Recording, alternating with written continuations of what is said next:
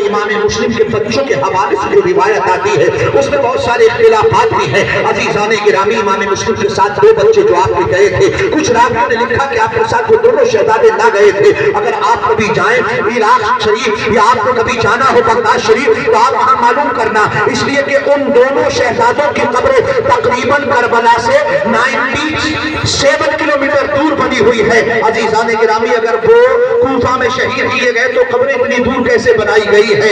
عزیزان گرامی، لیکن روایتوں میں یہ تواتر سے آیا ہے کہ حضرت امام مسلم کے دو شہزادے آپ کے ساتھ میں تھے جو قاضی شرح کے پاس تھے۔ جب امام مسلم کی شہادت ہو گئی، حضرت قاضی شرح نے سمجھ لیا کہ اب ان دونوں شہزادوں کی شہادت ہوگی۔ ادھر ابن زیاد نے اعلان کرا دیا کہ مسلم کے بچے جو ان کے ساتھ آئے تھے، اگر ان کو کسی نے اپنے گھروں میں چھپایا تو ہم اس کے گھر کو، خاندان کو تحت دیکھ کریں گے، اور اگر ہمارے پاس لایا جائے گا تو ہم انہیں انعام انعام سے مالا مال کر دیں گے۔ عزیزان گرامی، بہت سارے انعام کے کرتے کوفے کے اندر کتوں کی طرح امام مسلم کے شہزادوں کو ڈھونڈنے لگے، مگر قاضی شریف جو ہم پہلے بیت میں مستغرق تھے، آپ نے اپنے بیٹے سے کہا، رات کو ان کا زیادہ سفر طے کیا اور کہا باب العراقین سے قافلہ حجاز کے لیے آج رات کو روانہ ہونے والا ہے، جانا اور جا کر کے کسی اہل بیت سے محبت کرنے والے کو سپرد ان دونوں بچوں کو کر دینا، اس لیے کہہ دینا کہ ان کو سلامتی کے ساتھ مدینہ طیبہ پہنچا دے۔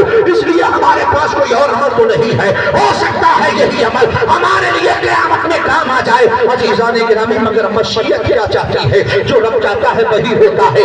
آپ کا بیٹا سب لے کر جلدی جاتا ہے، مگر قافلہ روانہ ہو چکا تھا، قافلے کی گرد و غبار نظر آ رہی تھی، ہاتھ کے اشارے سے بتایا وہ دیکھو قافلہ جا رہا ہے، دوڑ کر قافلے کو پکڑ لو۔ عزیزان گرامی، بچوں نے بہت دوڑتے رہے مگر قافلہ کہیں سے پتہ نہیں چلا، رات بھر بھاگے۔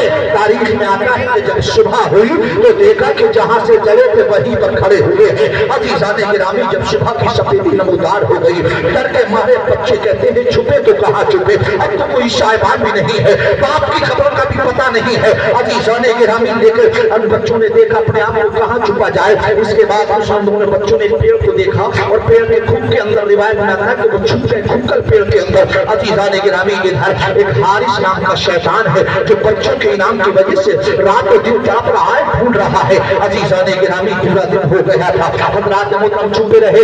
اتنے میں اس کی بیوی بڑی محب اہل بیت تھی، اس کی کنیز آتی ہے پانی بھرنے وہی قرآن کے کنارے پر، اور عزیزان گرامی جب دیکھا کہ وہ بچے پیڑ کی کھو میں نظر آئے، اس نے ساتھ لیا، بچے دیکھ کر سہم گئے، کہتے ہیں کون ہو؟ کہا مسلم کے شہزادے ہیں۔ عزیزان گرامی، وہ ساتھ لے کر کے گئی اور جا کر اپنی مالکی سے کہا کہ یہ امام مسلم کے بچے ہیں۔ بیوی نے بہت خدمت کی ہے۔ عزیزان گرامی، دن بھر رکھا، رات جب ہو گئی تو ایک کمرے میں بستر لٹا کر لگا کر کے لٹا دیا۔ اس کا شوہر جو کہ اپنے ان بچوں کو تلاش کر رہا تھا، رات کی تاریکی میں واپس آیا، تھکا مارا کھانا کھایا، سو گیا۔ عزیزان گرامی، مگر رات ہوتی ہے تو مشیت کیا چاہتی ہے، بڑے بھائی نے بھی خواب دیکھا، چھوٹے نے بھی خواب دیکھا۔ عزیزان گرامی، دیکھ کر کے ڈر جاتے ہیں، چیخ ماری اور دونوں ایک بھائی گلے بات مل جاتے ہیں۔ عزیزان گرامی، آواز سن کر کے یہ کھڑا ہو گیا، کہتا ہے کون ہے اندر؟ عزیزان محترم، بیوی نے بتایا کہ پڑوس میں کسی بچے کو رونے کی آواز آئی ہے، وہ کہتا ہے اندر سے آواز آئی ہے۔ دروازہ کھولا تو دونوں بھائی گلے ملے ہوئے ہیں۔ ایک بھائی بڑے بھائی سے کہتا ہے میں نے دیکھا ہے کہ بابا جان نانا جان سے کہہ رہے ہیں کہ ہمارے بچے بھی ہمارے قریب جلدی آ رہے ہیں، ایسا لگتا ہے شاید ہماری شہادت کا وقت آ چکا ہے۔ عزیزان گرامی، جیسے ہی اس نے دروازہ کھولا دونوں بچے چہم گئے، اس نے تلوار نکالی اور دونوں بچوں کی مشکوں کو پکڑ کر باہر کھینچنا چاہا، بیوی نے چھٹانا چاہا، بیوی کو دھکا دیا، بیوی جا کر کے کھم سے ٹکراتی ہے، سر پھٹ گیا۔ اس کے بعد بیوی نے شوہر کے پیروں کو تھام لیا اور کہتی ہے اللہ کے بندے ان پر ظلم نہ کر، اللہ کے بندے رسول کے شہزادے ہیں، ان پر ظلم نہ کر، اگر ان کو تم نے مار دیا تو یہ بتا نبی کو اور آل نبی کو کیا مجھ دکھائے گا۔ مگر وہ دنیا کے لالچ میں آ چکا تھا۔ عزیزان گرامی، بچوں کے رخسار پر تماچے تماچے مارنے لگا، بیوی نے آ کر اس کو پکڑنا چاہا، اس نے پھر سے بیوی کو دھکا دیا۔ عزیزان محترم، صبح ہو چکی تھی، لے کر کے بچوں کو چلا ہے اور بچوں کو نہر فرات کے کنارے لے کر کے آیا۔ بیوی ہانپتی کانپتی دوڑتی آتی ہے اور آنے کے بعد پھر پکڑتی ہے، یہ تلوار لے کر بچوں کو قتل کرنے کی تیاری میں ہے۔ اس نے آ کر بچوں کو تھام لیا، بچوں کو بچانے کے لیے اس کو تھام لیا، اس نے تلوار کا بار بیوی پر بھی کر دیا۔ روایت میں ہے बीवी गिर जाती है और फिर दोनों बच्चों को शहीद किया है। अजीजान गिरामी, और शहीद करने के बाद उनके सरों को लेकर के पहुंचा है इब्ने ज़ियाद के दरबार में। इब्ने ज़ियाद से कहा मेरा इनाम कहाँ है? कहा किस चीज का? कहा मैंने मुस्लिम के बच्चों को शहीद कर दिया है। इब्ने ज़ियाद कहता है हमने तुम्हें शहीद करने के लिए कहा था। उसके बाद उसने अपने जल्लाद से कहा इसका भी सर मार दिया जाए और उसे भी जहन्नम रसीद कर दिया जाता है। ना खुदा ही मिला ना विसाले सनम, ना इधर का रहा ना उधर का रहा, बच्चों को भी शहीद कर दिया और जहन्नम रसीद भी हो गया। अज़ीज़ाने गिरामी, उधर इमाम अली मकाम रज़ी अल्लाह तआला नबी बेखबर है और सफर चल रहा है। आप आए हैं कसरे बने मकासिद पर। उसके बाद आपकी मुलाकात होती है फरज़दक शायर से। ये शायर मुहिब अहले बैत था। हजरत इमाम अली मकाम रज़ी अल्लाह तआला अन्हु ने पूछा कहां से आ रहे हो? लगा मैं बगदाद से आ रहा हूं। अज़ीज़ाने गिरामी पूछता है इमाम कहां जा रहे हैं? कहा कूफा जा रहा हूं। कूफा के हालात को देखो। फरज़दक शायर कहता है कि मैंने देखा तो है यजीदी कूफियों की तलवारें बनी उमैया के साथ है, दिल आपके साथ है, मगर इमाम आपको वहां जाना नहीं चाहिए। इसलिए आप जानते हैं कि वो कूफी इतने बड़े दगाबाज हैं, कब फिर जाए कोई भरोसा नहीं है। अज़ीज़ाने गिरामी, हजरत इमाम फरमाते हैं तुम्हारे मशवरे के लिए शुक्रिया, लेकिन अब अल्लाह के राह में जब निकल चुका हो तो अब तो जो होगा वो देखा जाएगा। अज़ीज़ाने गिरामी, हजरत इमाम आली मकाम रास्ता बरास्ता सफर करते हुए काफिला लेकर के मंजिल ब मंजिल आगे चले जा रहे हैं। रात को क़याम होता है, फिर सुबह नमूदार होती है, फिर सफर शुरू हो जाता है। इस तरीके से आप कबीले पुरज़ात पहुंचते हैं और दूसरे मकाम से ठहरते ठहरते एक मकाम पर पहुंचे जहां पर हजरत इमाम आली मकाम रज़ी अल्लाह तआला अन्हु को एक और कासिद मिलता है। अज़ीज़ाने गिरामी, अब जो कासिद आया था हजरत मुतम उसने बताया इमाम कहां जा रहे हैं? आपने फरमाया मैं कूफा जा रहा हूं। आपको खबर दी जाती है कि इमाम पाक आप कूफा जा रहे हैं, आपको मालूम है कूफा में क्या हुआ है? कहने लगे क्या हुआ? कहते हैं मैंने कूफा से निकला हूं, मुझे खबर मिली है कि मुस्लिम बिन अकील कूफा गए थे और कूफियों ने उन पर दगा करने के बाद उन्हें शहीद कर दिया गया है। उनके दोनों शहजादों को भी शहीद कर दिया गया है, आनी बिन उर्वा को शहीद कर दिया गया है। जितने लोग भी हजरत इमाम मुस्लिम बिन अकील के साथ थे उन सबको तहे देख कर दिया गया है।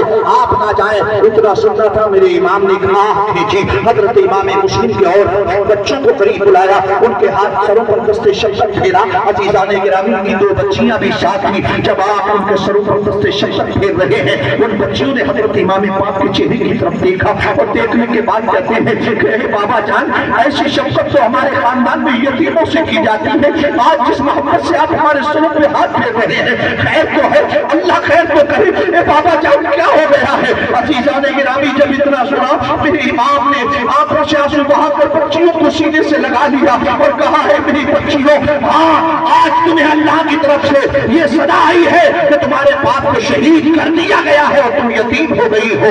अज़ीज़ाने गिरामी, हजरत इमाम पाक को अब ये खबर मिल चुकी थी, मगर इमाम चाहते तो वापस भी जा सकते थे। हजरत इमाम अपनी जान बचाना चाहते तो वहां से काफिले को मोड़ देते, वापस मक्के आ जाते, वापस मदीने आ जाते। और मैं समझता हूँ अगर मदीने आकर मेरा इमाम बैत तलब करता तो पूरा मदीना इमाम के हाथ पर बैत करता, पूरा मक्का में इमाम के हाथ पर बैत करता और इतने फौजी हो जाते जो यजीद की नस्लों को मिटाने के लिए काफी हो जाते। मगर मेरा इमाम है, अभी कदम को रोका नहीं है। अज़ीज़ाने गिरामी, फिर आगे चले हैं। अब एक जगह पर फिर आपने क़याम किया, देखा कि सामने कुआं है और कुएं पर एक काफले का खेमा लगा हुआ है। अज़ीज़ाने गिरामी, हजरत इमाम पाक ने पूछा अपने कासिद से, कहा देखो ये खेमा किसका है? हजरत मोहतरम पहुंचे, देखा तो जाकर बताया कि हजरत ज़ुहैर बिन बीन का खेमा है। आपने फरमाया उन्हें बुलाया जाए। अज़ीज़ाने गिरामी, हजरत ज़ुहैर बिन बीन कहते हैं उससे पहले मैं कोई ज्यादा लगाव नहीं रखता था हजरत इमाम हुसैन से या किसी से, इसलिए कि हम लोग कूफे के उस तरफ रहने वाले थे और मदीने हमारा आना जाना ज्यादा होता नहीं था। कहते जब इमाम पाक ने बुलाया तो मैंने बात को टाल दिया, लेकिन मेरी अहलिया ने कहा कैसे मुसलमान हो, उस नबी का कलमा पढ़ते हो, उस नबी पर ईमान रखते हो और उसका नवासा बुला रहा है तो जाने में तुम्हें क्या हर्ज है? जाते क्यों नहीं? बात को सुन लो। अज़ीज़ाने गिरामी, जब उन्होंने गैरत को उभारा, हजरत ज़ुहैर बिन बीन अपने ख़ैमे से निकले, हजरत इमाम की बारगाह में पहुंचे और पहुंचने के बाद बैठ गए। हजरत इमाम पाक से गुफ्तगू हुई, कहने लगे कि इब्ने रसूल आप कहां जा रहे हैं? आपने फरमाया कि मैं कूफा जा रहा हूं, कूफा वालों ने बुलाया है, अमीर माविया का इंतकाल हो गया گیا، ان لوگوں نے بیعت کے لیے بلایا۔ حضرت زہیر بن قین کہتے ہیں پھر آخر معاملہ کیا ہوگا؟ آپ وہاں جا رہے ہیں، کوفے والوں پر بھروسہ ہے۔ عزیزان گرامی، حضرت امام عالی مقام نے بتایا کہ انہوں نے مسلم بن عقیل کو شہید کر دیا ہے۔ اتنا سنا تو زہیر بن قین کہتے ہیں کہ اے حضور کچھ بھی آپ جانا چاہتے ہیں؟ عزیزان گرامی، حسین فرماتے ہیں رب کی رضا کے لیے نکلے ہیں، جب اللہ نے یہی راستہ رکھا ہے تو اب جان جاتی ہے تو چلی جائے مگر قدم واپس نہیں نکلے گا۔ عزیزان گرامی، حسین کی یہ تقریر سن کر حضرت زہیر بن قین کے اندر ایک جذبہ بھر جاتا ہے۔ کہتے ہیں اے امام، اب تک تو مجھے آپ سے کوئی مطلب نہیں تھا مگر اب میں بھی آپ کے ساتھ چلوں گا۔ اب جو بھی کربلا میں ہوگا اگر جان جاتی ہے تو چلی جائے، زندہ رہوں گا تو آپ کا غلام بن کر اور مروں گا تو بھی آپ کا غلام بن کر۔ نعرہ تکبیر، نعرہ تکبیر، نعرہ رسالت، نعرہ رسالت، ذکر شہدائے کربلا، ذکر شہدائے کربلا، نعرہ تکبیر۔ برادران اسلام، حضرت زہیر بن قین بھی اپنے خیمے کے ساتھ، اپنے گھر والوں کے ساتھ، اپنے قافلے والوں سے کہا جس کو جہاں جانا ہے وہ چلا جائے، اب میں گھر واپس نہیں جا رہا ہوں، اب یا تو میں غازی بن کر کربلا سے واپس آؤں گا یا پھر حسین پر اپنی جان قربان کر کے میں ہمیشہ کے لیے زندہ ہو جاؤں گا۔ عزیزان گرامی، حضرت زہیر بن قین بھی امام پاک کے ساتھ قافلے میں شامل ہو جاتے ہیں۔ اب یہ قافلہ چلتے چلتے اور آگے پہنچا اور پہنچنے کے بعد اب یہ مقام نینوا پر پہنچا ہے اور محرم کی پہلی تاریخ آ گئی ہے۔ عزیزان گرامی، وہیں پر حضرت حر بن ریاحی جو کہ ایک فوج کے کمانڈر ہیں، عزیزان گرامی وہ تشریف لائے ہیں اپنی فوج کے چند دستوں کے ساتھ میں۔ حضرت امام پاک رضی اللہ تعالیٰ کی بارگاہ میں حاضر ہو گئے اور حاضر ہونے کے بعد امام پاک سے کہتے ہیں آپ نے فرمایا کون؟ کہا میرا نام حر بن ریاحی ہے۔ کہاں سے آئے ہو؟ کہنے لگے ابن زیاد نے بھیجا ہے۔ کس لیے؟ کہا ہے کہ حسین ابن علی آئے ہیں تو حسین ابن علی کو یا تو یہاں پر لے کر کے آ جاؤ ورنہ ان کا راستہ روکا جائے۔ عزیزان گرامی، حضرت امام علی مقام رضی اللہ تعالیٰ عنہ نے فرمایا کہ تمہیں کیا اور حکم دیا گیا؟ ان کا مجھے صرف یہ کہا تھا کہ امام پاک کو روکا جائے۔ عزیزان گرامی، حضرت امام پاک سے ان کی گفتگو ہوئی۔ حضرت امام علی مقام نے نماز ظہر کا وقت ہو گیا، حضرت علی اکبر نے اذان پڑھی۔ جب امام پاک نماز پڑھنے کے لیے کھڑے ہو گئے تو حضرت امام نے پوچھا اے حر نماز الگ پڑھو گے کہ میرے پیچھے پڑھو گے؟ ان کی قسمت جاگی۔ حر کہتے ہیں جب امام برحق موجود ہو تو پھر نماز الگ پڑھنے کی ضرورت نہیں ہے، آپ سے اچھا امام کہاں ملے گا؟ عزیزان گرامی، حضرت امام علی مقام کے پیچھے دونوں قافلوں نے نماز ظہر ادا کی۔ اس کے بعد پھر گفتگو ہوتی رہی، نماز عصر بھی پڑھ لی گئی۔ عزیزان حضرت امام پاک نے حضرت حر سے کہا کہ اے حر اگر بات یہی ہے تو پھر ایسا کرو کہ ہمیں چلنے دو، میں جہاں سے آیا ہوں واپس چلا جاتا ہوں یا پھر مجھے یزید کے پاس جانے دیا جائے۔ حضرت حر کہتے ہیں کہ اے امام مجھے جس چیز کا حکم دیا ہے میں اس کی پابندی کروں گا۔ مجھے کہا گیا کہ امام علی مقام کو روکا جائے، میں روکوں گا آپ کو جانے نہیں دوں گا۔ حضرت امام پاک نے حر سے کہا تیری ماں تجھ پر روئے، تو مجھے روکنا چاہتا ہے، مجھے قتل کرنا چاہتا ہے۔ حضرت حر کہتے ہیں اے امام آپ نے میری ماں کو کہا اگر کوئی یہ بات دوسرا کہتا تو جواب میں ایسا ہی دیتا، مگر ہاں جانتا ہو آپ کی ماں کے بارے میں ایسا نہیں کہہ سکتا، اس لیے کہ آپ کی ماں جنتی عورتوں کی سردار ہے۔ عزیزان گرامی کہتے ہیں میں ان کا ذکر برکت اور محبت کے ساتھ ہی کروں گا۔ حضرت امام علی مقام رضی اللہ تعالیٰ عنہ نے خیمہ لگا دیا۔ عزیزان گرامی، اب دوسری تاریخ آتی ہے، رات کو حضرت حر سے پھر ملاقات ہوئی۔ حضرت حر رضی اللہ تعالیٰ عنہ نے پھر اپنا قافلے کے ساتھ میں حضرت امام پاک پر چلے، آپ نے فرمایا کچھ کو چلنے دو، کہنے لگے نہیں، کہتے ہیں چلو دھیرے دھیرے چلنے دو جیسے چلتے ہیں۔ عزیزان گرامی، حضرت امام پاک بھی چلتے رہے، ساتھ میں حر کا وہ دستہ بھی چلتا رہا۔ اب آپ پہنچ چکے ہیں بالکل مقام نینوا جسے کربلا کہا جاتا ہے۔ حضرت امام نے فرمایا کہ ہمیں خیمے ایسی جگہ لگانے دو جہاں پانی قریب ہو، لیکن ادھر سے ابن زیاد کے پاس سے قاصد آتا ہے کہ حسین کو چٹیل میدان میں روکا جائے جہاں پانی نہ موجود ہو۔ عزیزان گرامی، حضرت امام پاک کو حضرت حر نے آ کر یہ پیغام سنا دیا کہ دیکھو یہ پیغام آیا ہے اور یہ قاصد میرے ساتھ رہے گا، اگر میں کچھ بھی نرمی کروں گا تو پھر میرے ساتھ سختی کی جائے گی، آپ یہی اپنے خیمے لگا دیں، اس لیے کہ وہ سامنے فرات زیادہ دور نہیں ہے ہم سے۔ سے عزیزان گرامی حضرت امام پاک نے وہ خیمے وہیں پر گاڑ دیے اور اس کے بعد میں حضرت امام پاک نہیں رہے. ادھر ابن سعد جو کہ 4000 فوج کی لشکر کو لے کر کے ایران کی بغاوت کو سر کرنے جا رہا تھا. ادھر عزیزان گرامی ابن زیاد کا پیغام آتا ہے, یزید کا پیغام آیا کہ اس کو روک کر کے جا کر کے پہلے حسین کی مہم کو سر کیا جائے. ابن زیاد کہتا ہے کہ مجھے وہاں جانے دو, اس لیے وہ جانتا تھا کہ حسین کا مقام کیا ہے. حسین وہ ہے جسے مصطفیٰ نے اپنے کاندھوں پر کھلایا ہے. حسین وہ ہے جس کو نبی نے اپنی زبان چسائی ہے. حسین وہ ہے جس کے لیے میرے نبی نے فرمایا ہے اے فاطمہ حسین کو رلایا مت کرو, جب حسین روتا ہے تو مجھے تکلیف ہوتی ہے.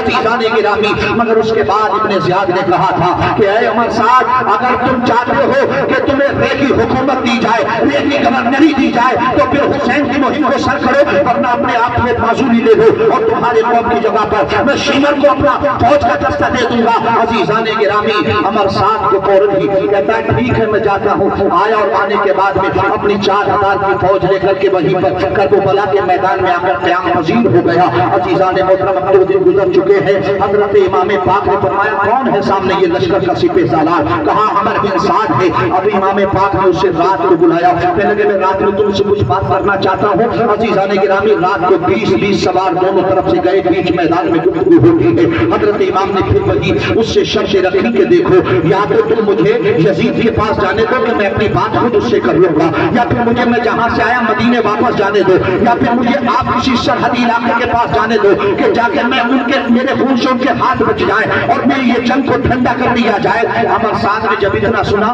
تو نرا بات تو ٹھیک ہے, اس نے اللہ کا شکر ادا کیا, تینوں شخصوں کو لکھا اور لکھ کر کے ابن زیاد کے پاس بھیج دیا. عزیزان گرامی ابن زیاد نے جب خود کو پڑھا, ابن زیاد کہتا ٹھیک ہے یہ شرط کارگر ہے اور ہم اس کو مان لیتے ہیں. مگر ابن زیاد کے دربار میں شمر سے جوشن مردود بیٹھا تھا. وہ کہتا ہے کیسی غلطی کر رہے ہو, حسین اگر بچ کر کے نکل گئے تو وہ اتنی بڑی فوج کے ساتھ ہم پر اور تم پر جلغار کریں گے کہ پھر ہماری نسلیں ختم کر دیں گے. اگر آج حسین کو چھوڑ دیا گیا تو پھر دنیا میں کوئی یزید کا نام لینے والا بھی نہیں ہوگا اور تمہارا اور ہمارا بھی نام لینے والا نہیں ہوگا. اس لیے کہو اپنے ساتھ سے کہ یا تو حسین کی بیعت لے, ورنہ حسین سے کہے کہ جنگ کے لیے تیار ہو جاؤ. عزیزان گرامی ابن زیاد نے وہی جلال میں آ کر کے خط لکھ دیا اور شمر کو لے کر کے دے دیا. شمر نے جا کر کے خط عمر سعد کو دیا. عمر سعد نے خط پڑھا. خط پڑھنے کے بعد کہتا ہے کہ اے شمر ذوالجوشن تو ہی بند ہے جس نے عمر سعد جس نے ابن زیاد کو بھڑکایا ہوگا, لیکن رے کی حکومت کی وجہ سے عمر سعد کہتا ہے اس مہم کو میں خود سر کروں گا.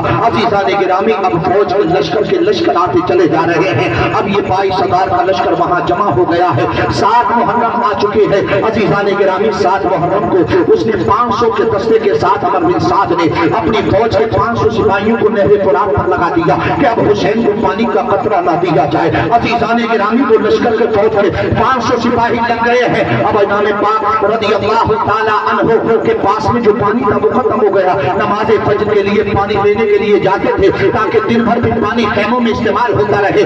7 تاریخ جب آئی ہے محرم الحرام کی, اب جب پہنچے ہیں تو دیکھا کہ فرات کے کنارے پر لشکر جرار کھڑا ہے. وہ 500 آدمی فرات کے کنارے کھڑے ہیں اور کہتے ہیں حسین اب ایک قطرہ پانی نہیں دیا جائے گا, اس لیے یا تو یزید کی بیعت قبول کرنا ہوگی یا پھر تمہیں اب دہیج دے دیا جائے گا.